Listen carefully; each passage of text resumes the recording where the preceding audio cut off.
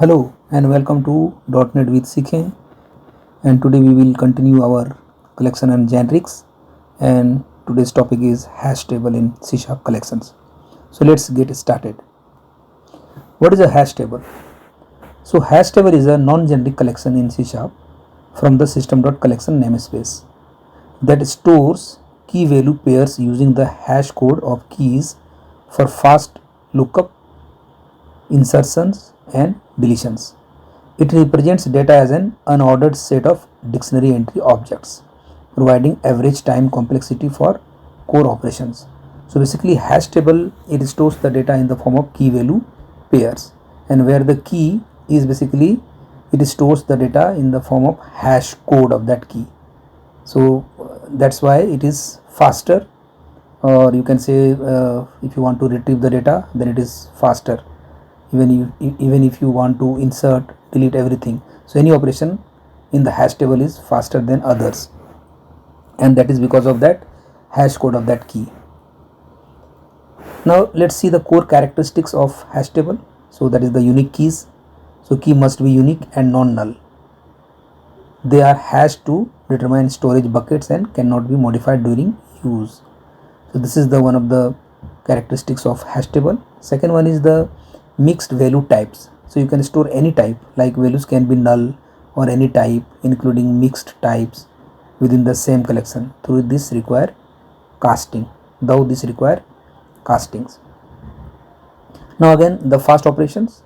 So the average time complexity for lookups, insertions and deletions through hash code based bucket allocation. And then the automatic growth, right? So this one is the fourth characteristics of hash table. So capacity expands automatically, like just we have seen in the array list. When the load factors default is 0.72 is exceeded, maintaining performances. Now creating and adding elements. So how we can create elements in the hash table or add elements in the hash table, right? So let's look at it. So first we need to initialize the hash table. So how we can initialize it? So we have the class name and then object reference variable equal to new object. There is a new hash table, right? So in this way we can initialize the hash table, and then by the help of this ht you can add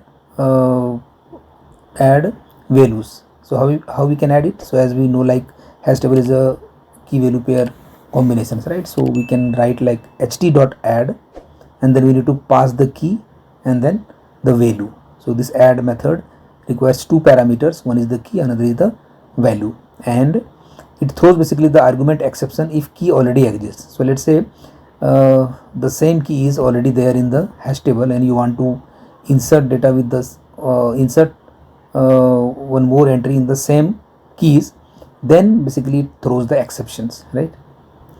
And set the indexers. So you can use like ht.key of 2 and you can provide any other value. So if the key does not exist, then it will throw the exception, or if it exists then it overrides the value at the position, or you can say at the key 2, right? So this is how it works. Now accessing and removing elements. So how we can access the element and remove the elements? So look at it here. So here we can access via indexer, right? So access operations require explicit casting since hash table returns objects. So here you can see like ht of key 1, but you need to typecast it into string, then only you can assign the value to this val variable of this string type, right?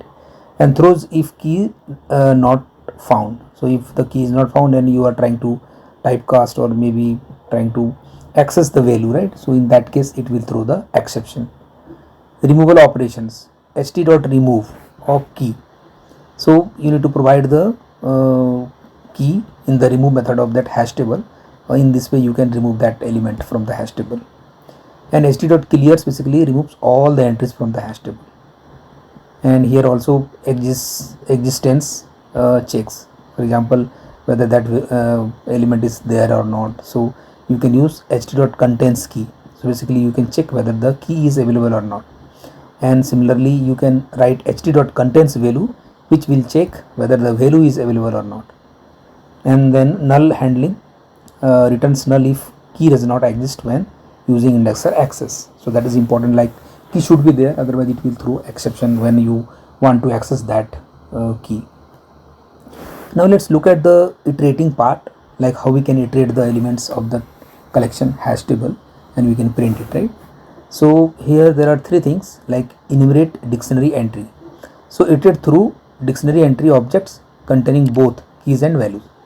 So we know, like in the hash table we store the element in the form of key value pair. So that is nothing but the dictionary entry.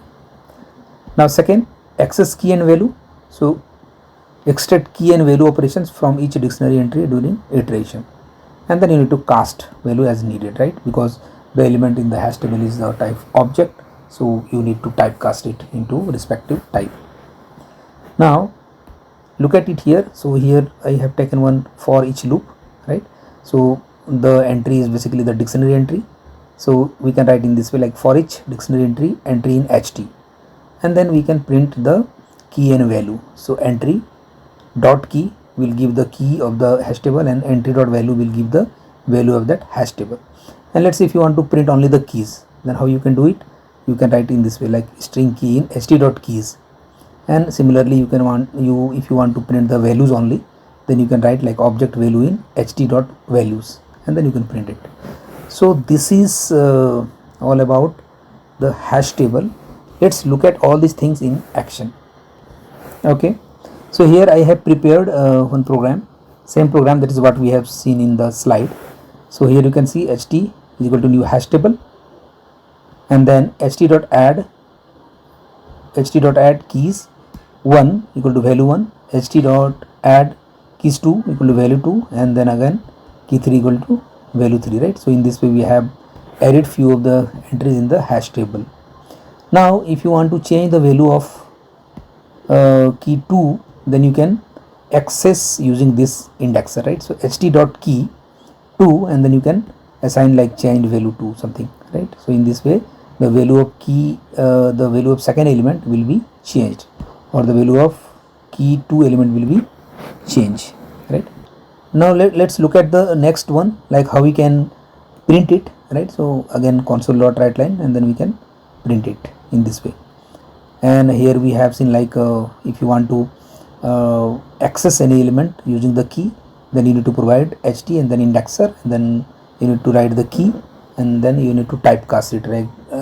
Here we have a string in the key, right? So we can convert it into two string, and then we can assign it to the value. So that is, and if the key is not exist, then it will throw the exception, right? And similarly we can remove the elements, like ht dot remove key is 1, and in this ht dot clear all the element will be clear, right? And here we have seen like how we can print it using this dictionary entry, or if you want to print the keys or values. So this is the loops. So first of all let me comment it out, otherwise it will clear all the entry, right? And now let's run it and see the result.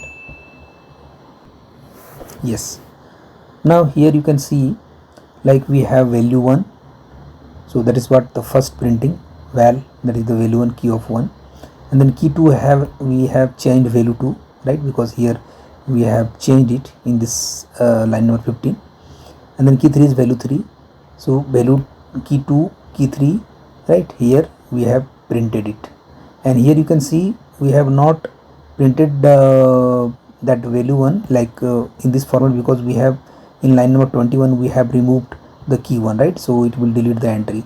That's why we have only key 2 and key 3, and here in this only we have printed the keys. So we have two keys like key 2 and key 3, and the values we have like changed value 2 and value 3.